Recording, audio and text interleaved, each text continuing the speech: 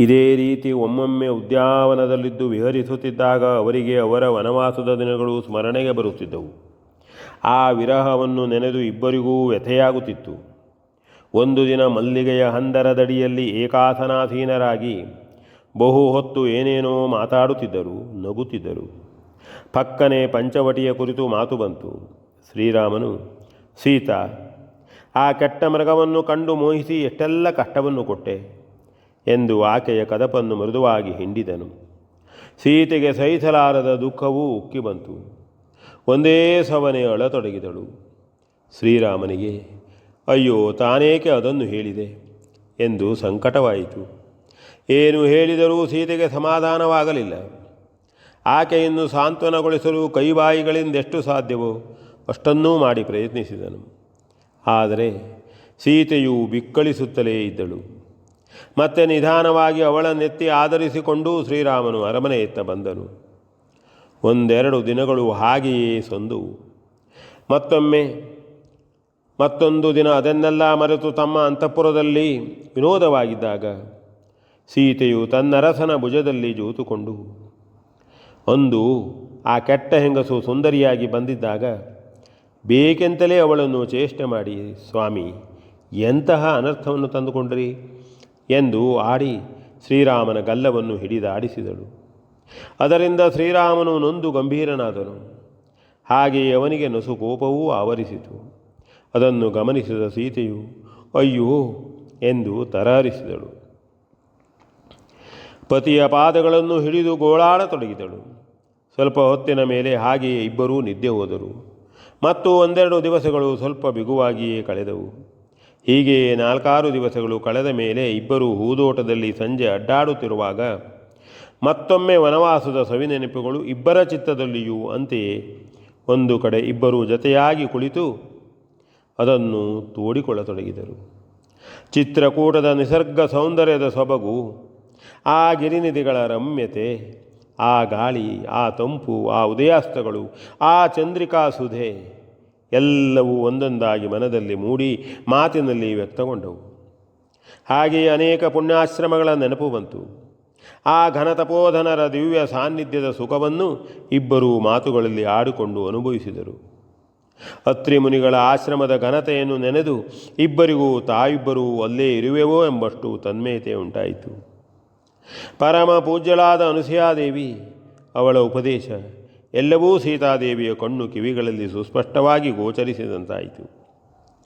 ಅದನ್ನೇ ನೆನೆದು ಜಾನಕಿಯು ತನ್ನ ರಸನನ್ನು ಮೈದಡವಿ, ಒಮ್ಮೆ ಯಾವುದಾದರೂ ಪುಣ್ಯಾಶ್ರಮದಲ್ಲಿ 4 ದಿನವಿದ್ದು ಬರಬೇಕು ಅನ್ನಿಸುತ್ತದೆ ಎಂದು ನುಡಿದಳು.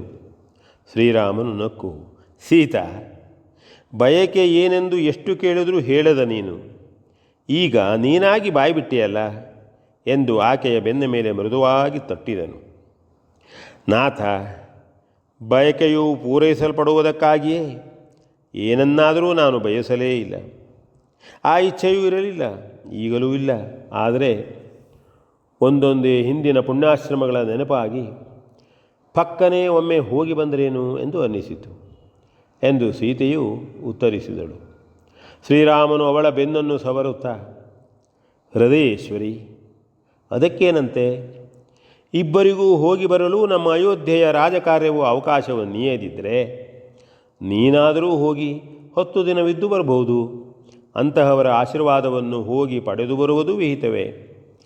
ತಮ್ಮನಾದ ಲಕ್ಷ್ಮಣನು ಕರೆದುಕೊಂಡು ಹೋಗಿ ಬಂದಾನು, ಅದಕ್ಕೇನು ಎಂದು ತನ್ನ ಒಪ್ಪಿಗೆಯನ್ನಿತ್ತನು.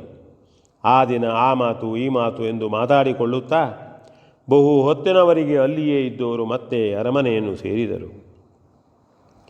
ಇಷ್ಟೊಂದು ದಿನ ಸೀತಾರಾಮರು ತಿಳಿಗೊಳದ ಬಳಿ ಕುಳಿತು ನೀರ್ವಕ್ಕಿಗಳ ಹಾರಾಟವನ್ನು ನೋಡುತ್ತಿದ್ದಂತೆಯೇ ಸೀತೆಗೆ ಅಶೋಕವನದ ನೆನಪು ಬಂತು.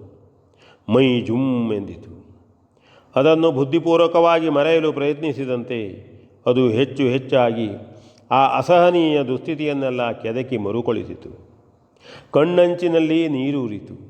ಅದೇನು ಎಂದು ಶ್ರೀರಾಮನು ಪ್ರಶ್ನಿಸಿದಾಗ ಪಕ್ಕನೆ ಮಂಡೋದರಿಯ ನೆನಪು ಬಂದು ಸೀತೆಯು, ನಾಥ, ಸಾಧ್ವಿಯಾದ ಮಂಡೋದರಿಯ ನೆನಪಾಗಿ ವ್ಯಸನವಾಯಿತು ಎಂದು ನುಡಿದಳು. ಶ್ರೀರಾಮನು ಅದನ್ನೆನೆಸಿಕೊಂಡು ಅವಳ ದುರಂತವನ್ನೆನೆಸಿಕೊಂಡು ನಿಟ್ಟುಸಿರನ್ನು ಬಿಟ್ಟನು. ಕ್ಷಣಕಾಲ ಮೌನವಾಗಿಯೇ ಇದ್ದರು. ಶ್ರೀರಾಮನು ಮಂಡೋದರಿಯ ಮರಣ ವೃತ್ತಾಂತವನ್ನು ವಿವರವಾಗಿ ತನ್ನಾಕೆ ಗೊರೆದು ತನ್ನ ಹೃದಯವನ್ನು ಹಗುರಗೊಳಿಸಿಕೊಳ್ಳಲು ಪ್ರಯತ್ನಿಸಿದರೆ, ಸೀತೆಯು ಮಂಡೋದರಿಯ ಕೊನೆಯ ದಿನದ ವರ್ತನೆಯನ್ನು, ತನಗೂ ಆಕೆಗೂ ನಡೆದ ಸಂಭಾಷಣೆಯನ್ನು ವಿವರವಾಗಿ ಹೇಳಿ ಹೊತ್ತು ಬಿಟ್ಟಳು. ಅದನ್ನರಿತೇ ಇರದ ಶ್ರೀರಾಮನು ಅದನ್ನೆಣಿಸಿಕೊಂಡು ತನ್ನ ಸೀತೆಯ ಬಿಡುಗಡೆಗೆ ಮಂಡೋದರಿಯ ತ್ಯಾಗವೇ ಕಾರಣವೆಂದು ಮನಗಂಡನು. ಸಾಧ್ವಿಯಾದವಳು ತನ್ನ ಜೀವಗಳನ್ನೇ ಬಲಿಕೊಟ್ಟುದರಿಂದಲೇ ತಾನು ತನ್ನ ಆಕೆಯನ್ನು ಮರಳಿ ಪಡೆಯುವಂತಾಯಿತು ಎಂದು ಬಹುವಾಗಿ ದುಃಖಿಸಿದನು.